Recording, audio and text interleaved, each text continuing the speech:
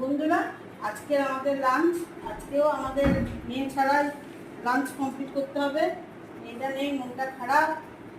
মেয়েটার সাথে তো বেশিরভাগ প্রতিদিন আমার লাঞ্চ কমপ্লিট হয়। শনিরবিও বাবা থাকে, বাকি দিনগুলো আমার মেয়ে আর আমি লাঞ্চ করি।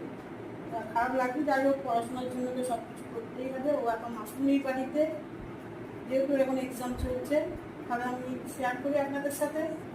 ভাত, উচ্ছে ভাজা, কুমড়ো আলু দিয়ে তরকারি,